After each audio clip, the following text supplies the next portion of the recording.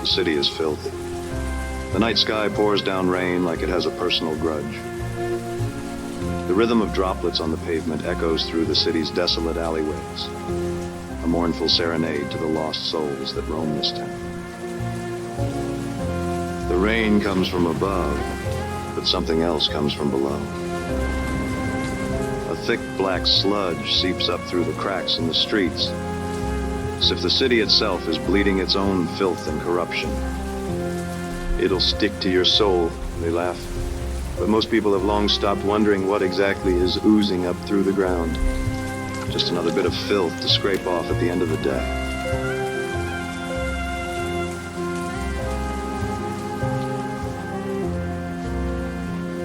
That's me. Cliff Spanner, private investigator. Got a mystery you need to unravel? I'm your guy. At least I used to be.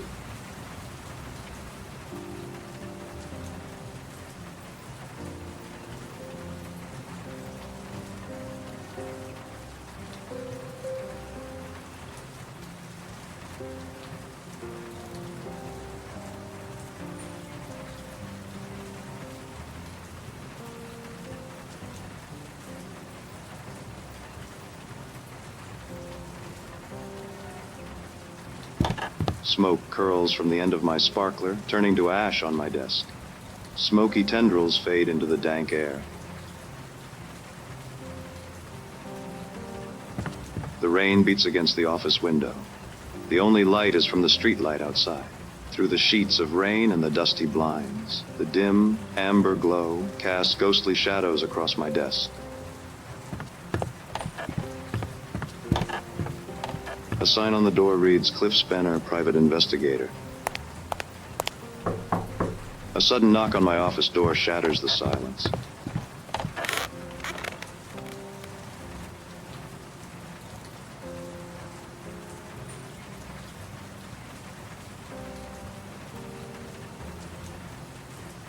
Yeah, come in. A woman steps into the room. Her silhouette oozes sensuality. Her eyes shimmer with desperation and allure. Her face is stunning. She moves with an elegance that seems to defy the grimy streets she must have traversed to get here.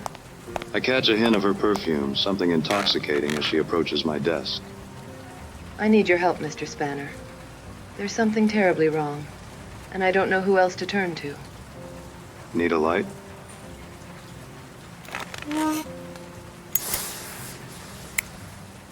I thought you'd never ask.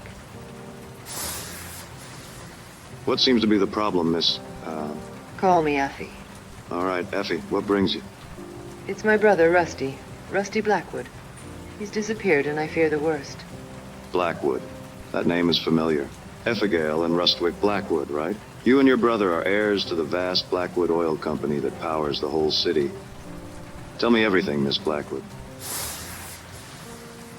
I thought I told you to call me Effie. My brother, Rusty. You see, he fell in with some sort of environmental activist. Some floozy named Misty. Misty. She filled his head with all manner of nonsense. She convinced him that the Blackwood Oil Company wrecked the city, polluted it, and that it was built upon the backs of exploited workers and a damaged environment. Can you imagine?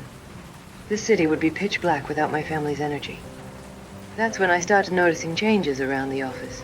Incomplete reports, mysterious memos, strange phone calls at all hours. I tried to brush it off as simple negligence, but, oh, Cliff, I have begun to suspect that my brother is secretly working with Sunshine Power.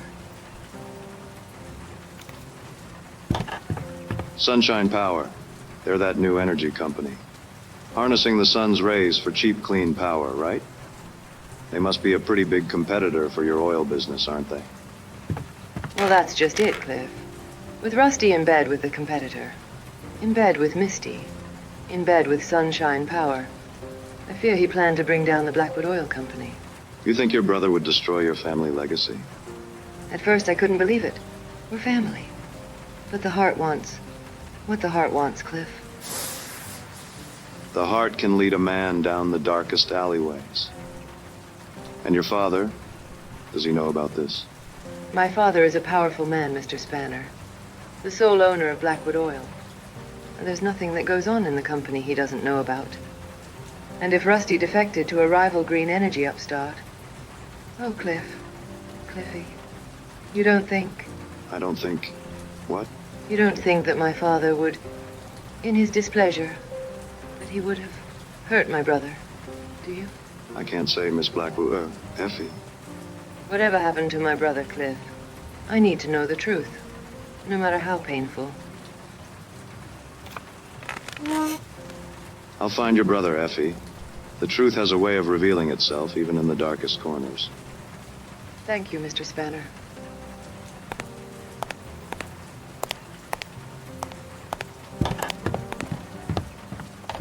Cliffy, please, bring my brother back. The scent of Effie's perfume lingers in the air. It is certain this case will be my greatest trial yet. The stakes are high, the danger palpable, but I am a private eye, born to the shadows, a crusader in the face of darkness. I am Cliff Spanner, and I have a mystery to solve.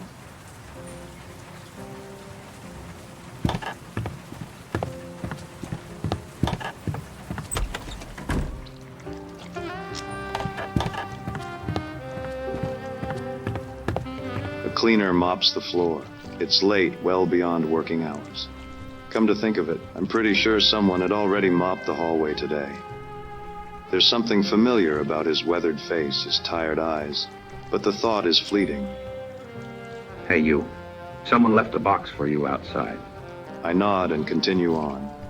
Tonight, my mind belongs to Effie and Effie alone.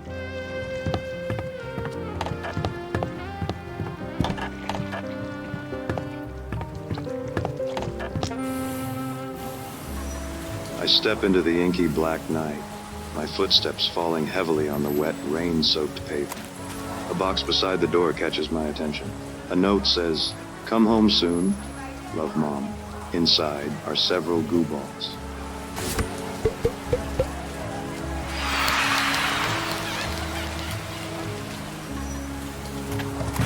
The street is illuminated with the harsh neon light of a Blackwood Oil Company billboard. Across the way, there's an even brighter billboard.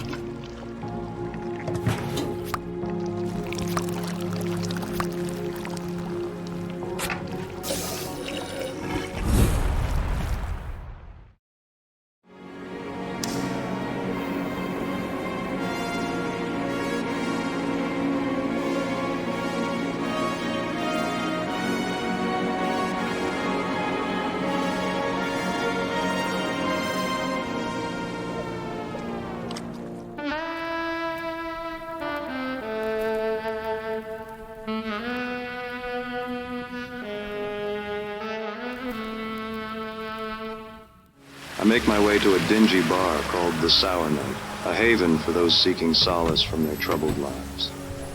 I'd gotten a tip that Rusty Blackwood, the man I'd been hired to find, has a taste for this joint.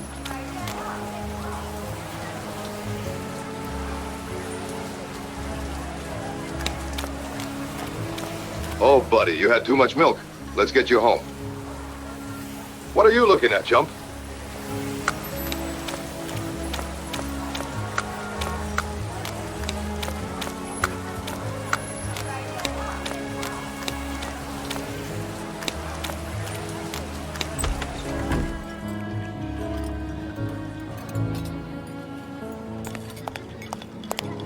Your eyes are rusted, my mouth is frozen. Green and copper cover me, and I am the one in green. 20 till midnight, I walk to my window. 20 years I've waited here. Tonight I'm the one in green.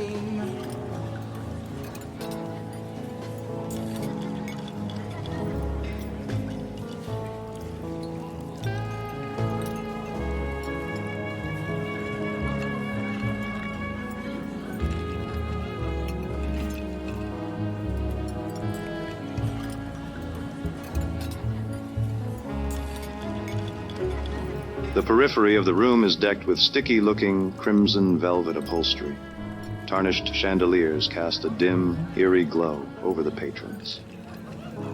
Your eyes are rusted, A lounge singer is perched sinuously on a stool on a meager stage in the far corner.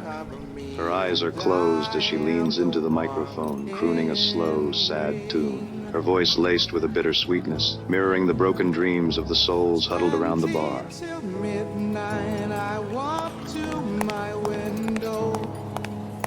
20 years I've waited here.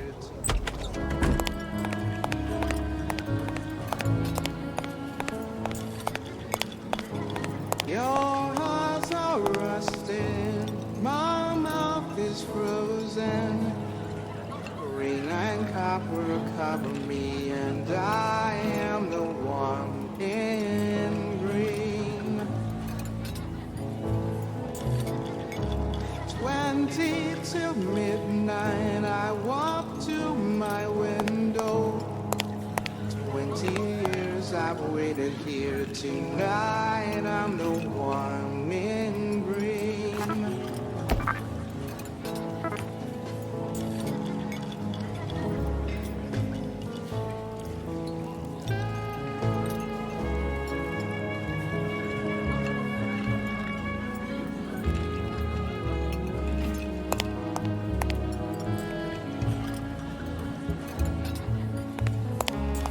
I approach the bar, flicking wet from the rain off the collar of my trench coat, and take a seat on one of the worn leather stools. What's your poison, stranger? Just information tonight. I'm a bartender, pal, not a library. All right, give me a frosty glass of milk.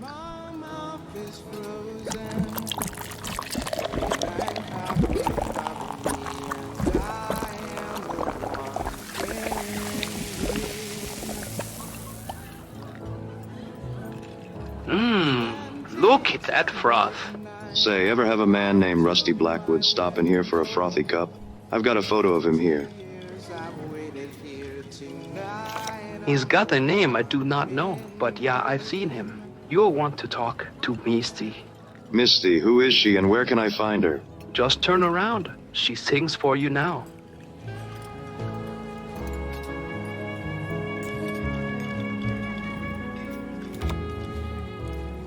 Whoa. Don't go get your hopes up, pal. Now what would a woman like Misty be doing with a man like Rusty? She likes some trouble, you know, but I ain't seen these Rusty in a long distance. Were they, involved in a duet? Huh? Were Rusty and Misty both riding side saddle on the same steed? Were they sharing more than a glass of whiskey? Whiskey? What's that? Were they the two hot bullets in a revolver? I don't... What I mean to say is, were Misty and Rusty romantically permeated? Can't say for sure, pal. Misty follows her own long, twisty road, but I'd say she enjoys playing with fire. And Rusty, let's just say last time I saw him here, he was smoking. You're not so bad at dispensing information, bartender. Good luck, pal. Looks like he's had too much milk.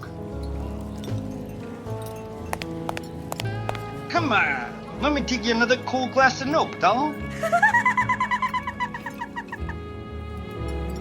Come on, let me take you another cool glass of milk, doll.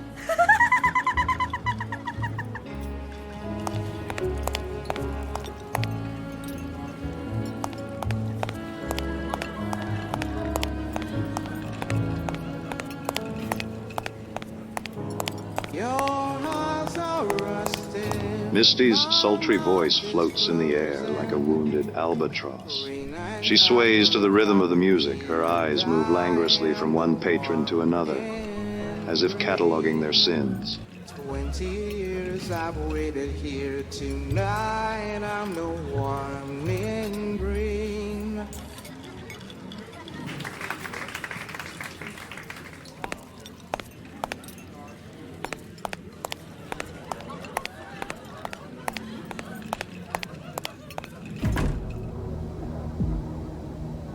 Say, that was a fine performance, Misty. You possess a heavenly voice of velvet.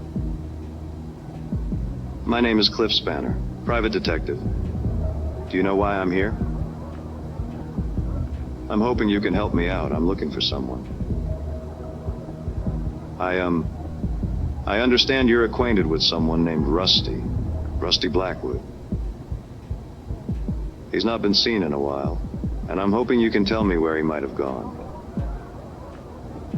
For a woman with such a beautiful voice, you sure are spare on words, aren't you, Misty?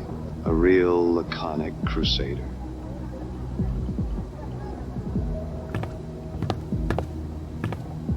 Oh, she's a knockout, isn't she? She should be illegal. Can I help you, sweetie? Did you enjoy yourself? Thank you, but I'm asking some questions of Misty here. Well, sure, sweetie, go ahead. I'll just powder my nose. As I was saying, my name's Cliff Spanner, private detective. I'm hoping you can help me out. Oh, yeah? Well, we'll go on then. Spit it out. I'm looking for a man who's disappeared. I'm looking for Rusty Blackwood. I understand he's an acquaintance of yours.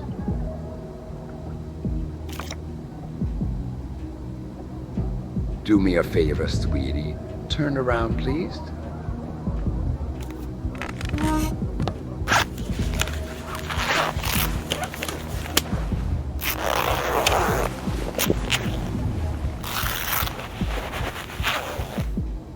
Cliffy Cupcake, you can turn around again.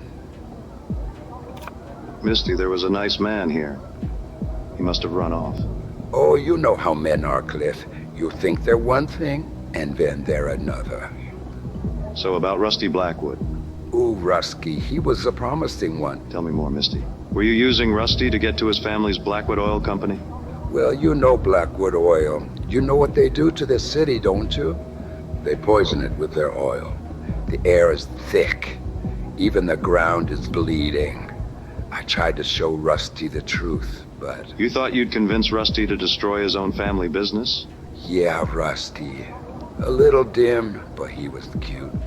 I thought he was interested in cleaning up this city, in doing something about this rotten family oil business. And he was, for a while.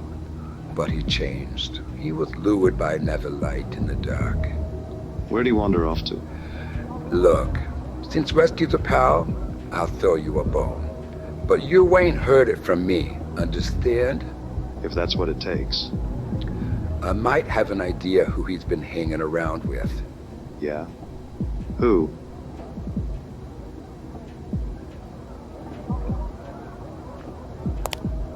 There's a man, Dmitri Konyak. He's a real charmer. A gentleman of the night, a distant mountain of ill repute. You catch me? I think I know the type. The city is lousy with characters. Most of them shady. Watch yourself, Beata. Dmitri is more than you probably expect. He has the way of crashing even the sturdiest ships into his rocky shore. He has the way of getting what he wants, even from tough nuts like you. What would he want from... Just find Dmitri Konyak, you'll understand. He's usually on the last train out of the city, the midnight steamliner. If you leave now, you still have time to catch him tonight, if you hurry. What makes you think he'll talk to me? Well, he won't, not with that attitude. Look at you all dressed up like a private dick. Just doing my job, ma'am. Oh, sweetie, you're just a fool in drag. But so is everyone you've ever met. Anything else you need to tell me about Dmitri Konyak? You're gonna need something to loosen his tongue.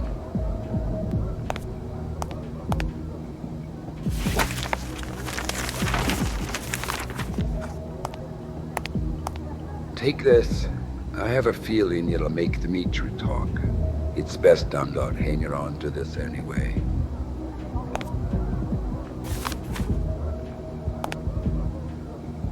It's been a pleasure, Misty.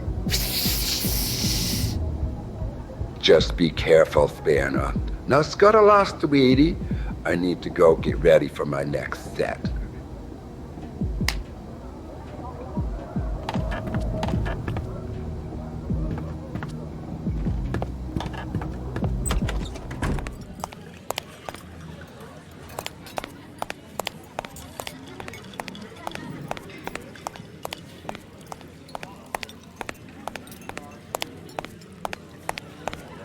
I need answers about Rusty Blackwood. And this guy, Konyak, might hold the key. I gotta get to the train station. The echo of Misty's voice trails behind me, mingling with the distant wail of the city. The night is young, and I am not. I see a sad sack in a city cleaner uniform sweeping wet sludge from the sidewalk into the gutter. He turns away from me as I pass. But is this the same guy who was mopping the hallway outside my office? No way, couldn't be. What's your name, friend? Just a guy looking after this dump. Hey, I think you dropped these.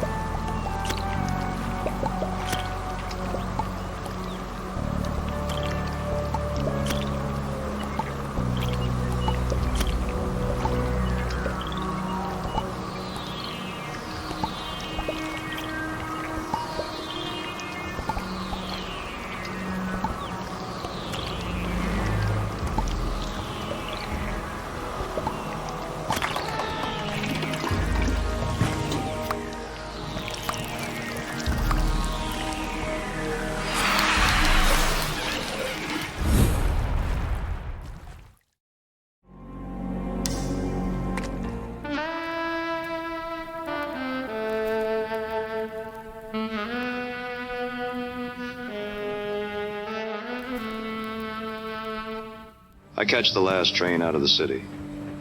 All aboard the midnight steamliner. It cuts its way out of the city like a neon blade to the outskirts.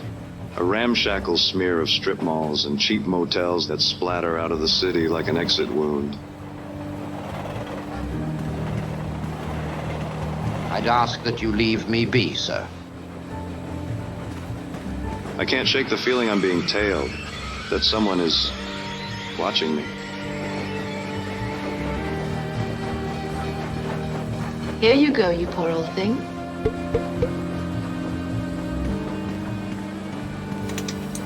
I stalk through the carriages, searching for Dmitri Konyak. I'm not sure what exactly I'm looking for, but based on Misty's description, I figure I'll know him when I see him. All I know is that Konyak is a dangerous man whose charisma is inescapable. I'm light. Here, you can have these. A chill runs up my spine. Something isn't right, but I press on. Whose kid is that? Hey, mister, you look funny.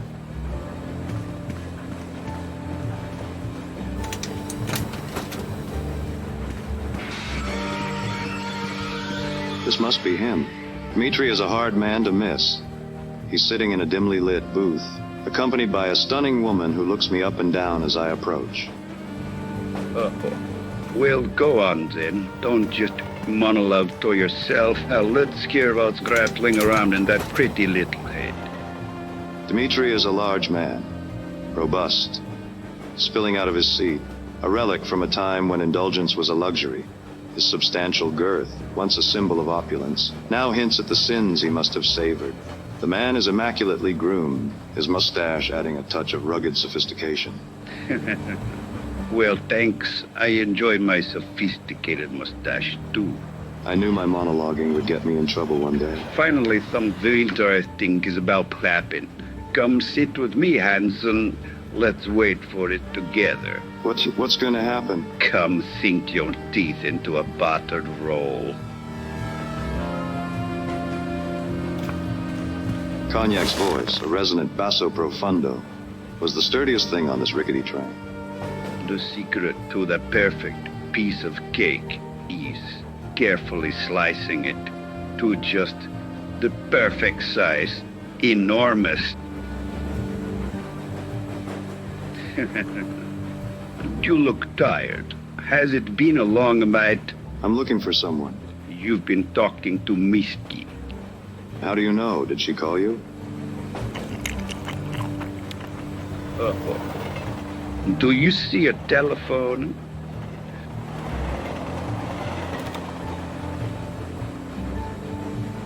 You've brought your past with you. Every line under those cute little vodka bottle glasses. That cloud of Misty's perfume you waft him here with. I always told her she wore too much.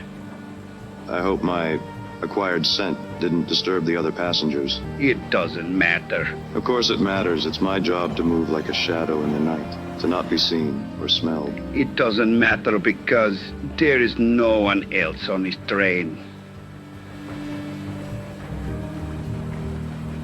Of course there are, Konyak. I talked to lots of passengers in the carriages before you. Ghosts. They're all ghosts. Did you try the ham? Wait, are you saying this is a ghost train? Wouldn't that be a thrilling story? No, this is not a ghost train. I'm not sure I understand. Pick someone. Anyone on the train you think you make. That woman with feathers in her hair. That man with a freshly pressed suit who looked nervous in the second car. Where are they going? It doesn't matter. Are they going to work? What would happen if they didn't go? Nothing. Nothing would happen. The train would still arrive on time. Their workplace would hire someone else. The papers would still get photocopied. Ghosts. Every one of them. Gruyere.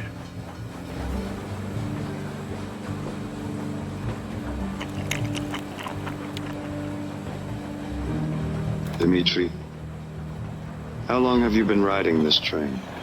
Maybe I've been on this train for 200,000 years. Or maybe I didn't exist until you trotted through that door over there. The more interesting question is, how long am I going to be here? Well, the end of the line is coming soon. What is it you really want to ask? And you simply must try the salami.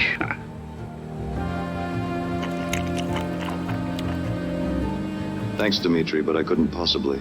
I'm looking for a different kind of sustenance tonight. I'm looking for someone. Yes, I see. Quality sustenance comes at a price. Misty asked me to give this to you. And what did you say your name was? Spanner. Cliff Spanner, private detective. You seem to have captured my attention, Mr. Spanner. How may I help you? Rusty Blackwood, heir to the Blackwood Oil Company, is missing. I understand he may have interacted with you. Rusty Blackwood. The poor fool got tangled up in something stickier than he could handle. He stumbled onto some secrets, dangerous ones. Tell me everything, Cognac. Spare no detail. Rosby had evidence. Documents that could bring a whole charade crashing down. Charade? What charade? How did you...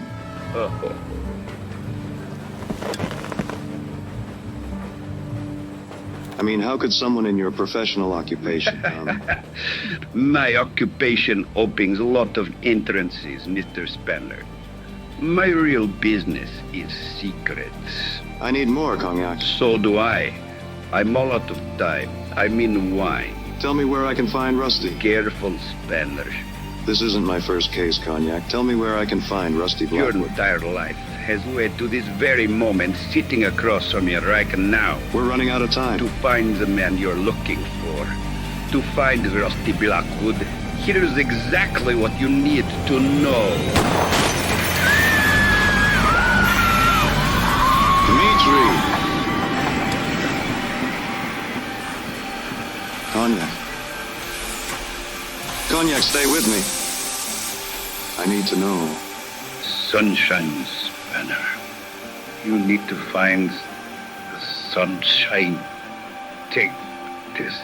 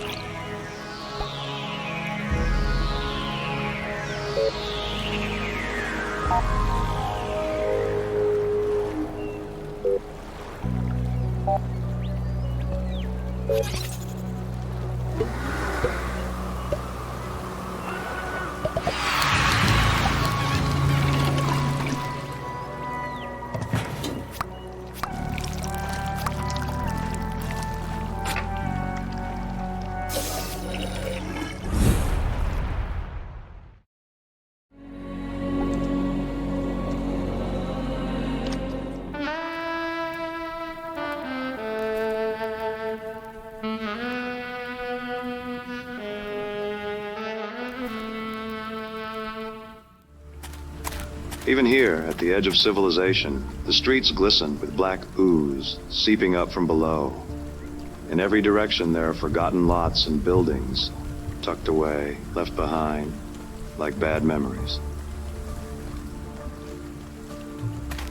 The only sign of life is an all-night Mexican food stand, a place called El Sol.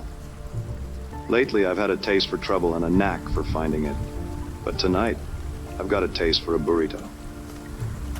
An animatronic cactus stands beside me wearing a sombrero. Gotta shield yourself from the moonlight, I guess. It seems out of place and out of time, but fitting for a city that lost its way a long time ago. In this town, even the plastic cacti have a story to tell.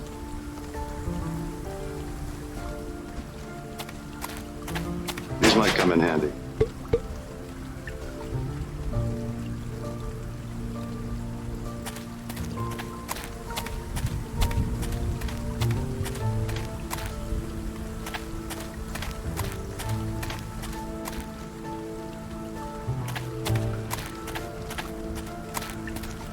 A lone figure mops gleaming puddles infinitely towards the horizon.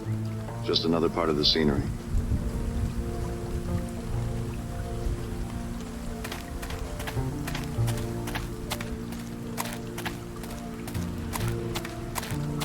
I'll be stuck here for a few hours until the train resumes service back into the city.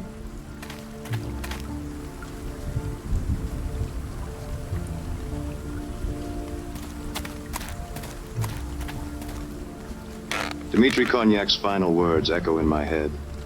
Sunshine, sunshine. Could Sunshine Power be responsible for the disappearance of Rusty Blackwood, heir to the Blackwood Oil Company? What was that, amigo? Could a company that produces cheap, clean energy really be guilty of homicide, of cold-blooded murder? Look, man, I get paid $4 an hour. Hurry up and order, will you? Could Sunshine Power have assassinated an heir to their rival? Well, that would be too dark, too twisted, even for this city. The explanation was probably something simpler, something more elegant. Bro, what sunshine? It's always night in this city. It's always raining.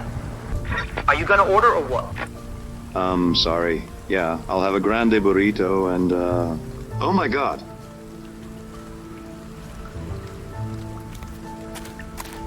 Like a flash of lightning piercing the night sky, it hit me. The answer I'd been seeking. The truth about Rusty Blackwood. This is going to shake the very foundation of the city. I mean, it's just a burrito, bro.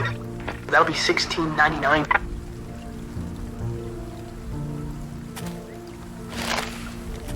Oh yeah, we're also running a special.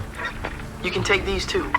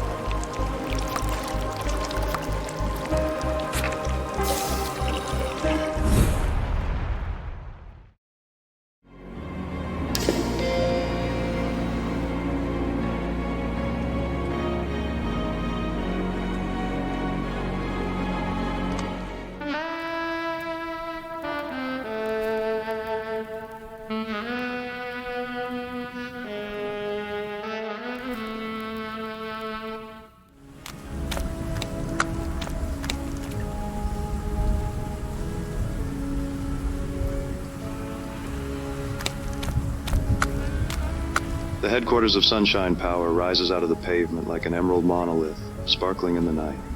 A gleaming green monument to nature, growth, renewal, and wealth. A ravishing red roadster radiates in resplendent contrast to the glistening green grounds of Sunshine Power.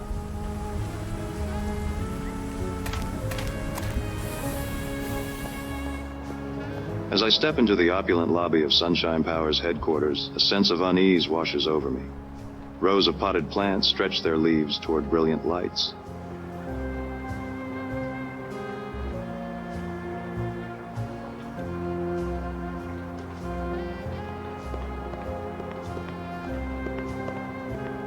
Glossy posters adorn the walls, all of them boasting about Sunshine Power's clean energy and sustainability initiatives. Smiling, idyllic families holding hands and frolicking in green meadows. There's something off about it all. Even in this gleaming lobby, there's darkness lurking around the edges, like the never-ending night outside is creeping in.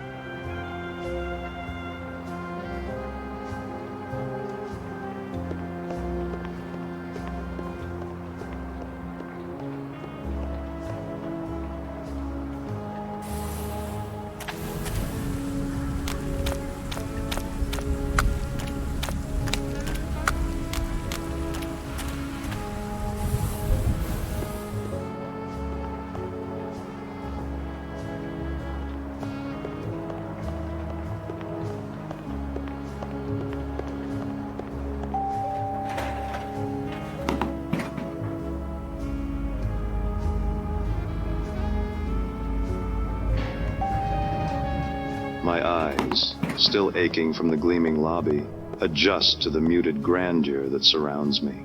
I step out of the elevator onto perfectly polished tile and cringe, thinking about the grime and sludge that my shoes are tracking in.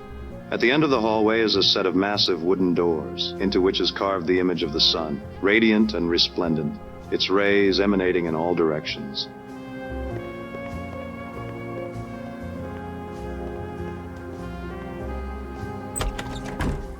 I step into a palatial penthouse suite. A bank of towering windows look down over the twinkling lights of the city. A wide desk of burnished mahogany, behind which a lone figure sits, their back to me in a high-backed leather chair.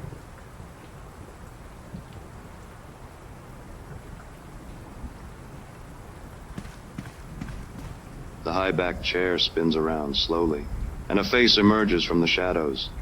A face I had expected, despite my hope that somehow I was wrong. Miss Blackwood. I thought I told you to call me Effie. Effie. Mr. Spanner. I'm surprised it took you this long. I should have seen it sooner. How did you figure it out?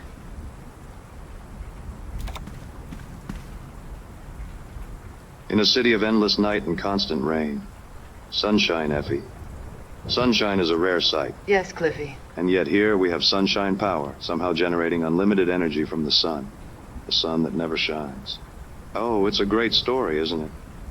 It makes us feel warm. It makes us feel good, doesn't it? But it's an illusion. A mirage. I can see you're enjoying this. I figure sunshine power is nothing more than a clandestine subdivision of Blackwood Oil, designed to deceive environmentally conscious customers and the city regulators. It was never meant to provide clean energy, only the appearance of clean energy. And my brother, Rusty? Your brother figured out this filthy secret, and he threatened to expose you and destroy the family business.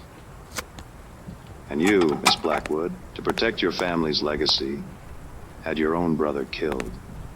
No, it wasn't you who murdered Rusty, Miss Blackwood. In fact, it wasn't a person at all who murdered Rusty. It was the weight of family legacy. You missed your calling, Spanner. You should be writing for the pictures. Tell me, Miss Blackwood, why did you hire me?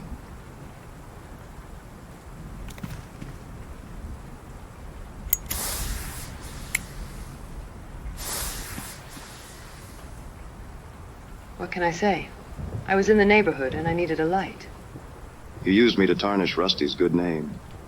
To cast aspersions about his association with Misty, with Cognac. You wanted me to... Cliffy, hush. It's not as complicated as all that. So what then? Yes, you're right. Rusty's dead. I had him pushed into a vat of oil, pulverized, turned into a few kilowatt hours of energy, and fed back to the city. It was the most he'd ever contributed to anything, really. Why? Because he found you out? The truth is, Cliffy, there's only one thing I didn't expect. That I would... Okay, guys. It's time to clean up. Can I help you, sir?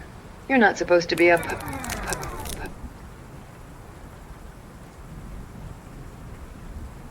Effie, are you okay? So what's your name, pal? Cliff Spanner, private investigator. Well, yeah, you're playing as Cliff Spanner right now. Good work, by the way. It's one of the less common endings. Usually the private eye doesn't make it out of the lounge. Too many distractions. Listen, buddy, what's going on here? What happened to Miss Blackwood? Right, Miss Blackwood. You know how these things go. This is where she confesses. She confesses to the crime, she confesses her love, blah, blah, blah. The fun is all the stuff before. I always skip the denouement.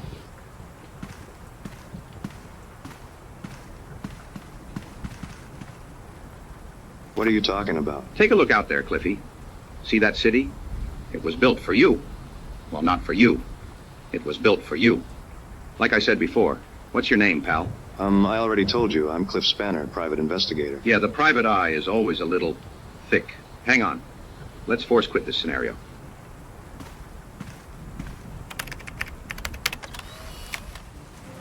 Oh, Cliff, I need help. You see, it's my fourth husband. He's missing. Cliff, won't you please help me, please? Dang it. Hang on. Our credit card machine isn't working, so you'll need to download the app. Bah, wrong again. God, help me.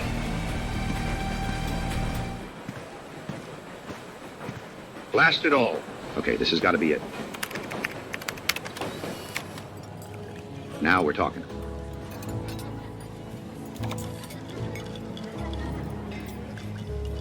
Cheers. So, tell me, how are you enjoying World of Goo 17, the Black Stain? Who are you? I saw you outside my office, and outside the lounge and on the train. Yeah, I get around. What's going on? You and me, we're in World of Goo 17. It's a pretty good sequel. A little off-brand, maybe, but heck, I'm biased. Sequel? Yeah, I know. Some of the sequels were terrible. World of Goo 21 wasn't even a game. It was just a program that generated gameplay video. Infinite generated content you could stream on your streaming platform to your fans or whatever forever. You could be a content creator without the inconvenience of having to create content. So, you're not a cleaner? I'm just another filthy player, just like you. Or I used to be anyway. What do you mean? I'm just a fan of the World of Goo games. There were so many sequels. They really milked that franchise, didn't they? Haha. Well, yeah, I thought I was playing World of Goo, too. Oh, yeah, that was a good one. They still had some good ideas back then. I bought all the sequels, even the terrible ones. I'm a completionist, you could say. I like to be comprehensive. How many sequels were there? It looks like you've been playing some of them. I guess I'm more of a curator these days. I've made all the sequels available to play here. I think World of Goo 6, 9, and 11 are still working up there. Did you enjoy Gulf? It was so stupid, but in a good way, I thought. What do you mean? You used to be a player.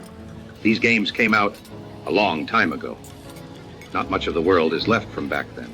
I didn't think people were even around up there anymore, until you showed up. But I think I've helped keep this franchise alive and more or less playable. So how are you talking to me now? It turns out World of Goo 17 was Turing complete, so I programmed myself into the game.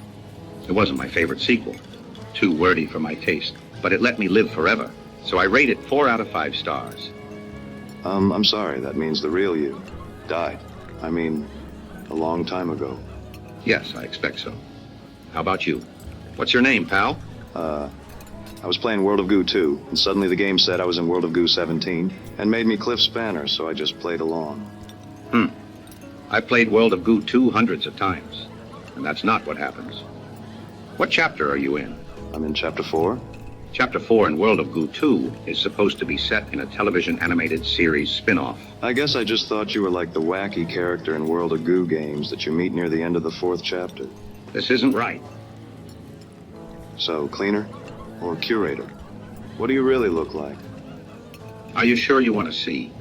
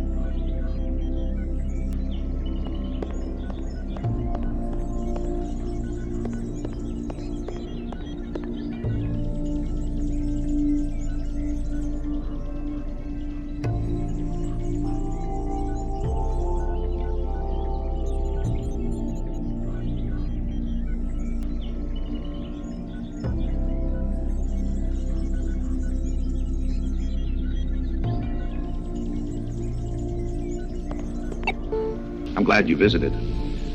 It must be lonely here, spending eternity inside the 17th sequel. It's been a long time, but the art in 4 or 5 of the scenes is pretty good. I like to hang out in some of them. I don't think I would want to live forever inside a noir-themed sequel. I eat a lot of late-night burritos.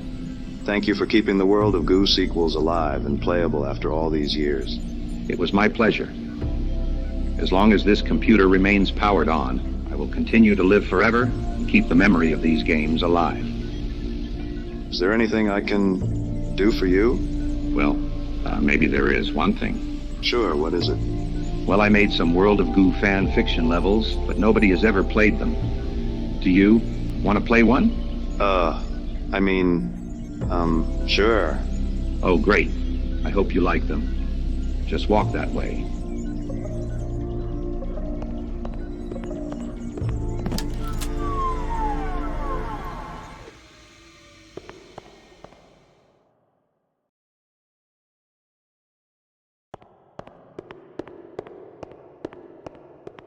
Hello? Sorry I tripped on this power cable. Is that bad? Is anyone there? Okay, I'll just plug this back in again.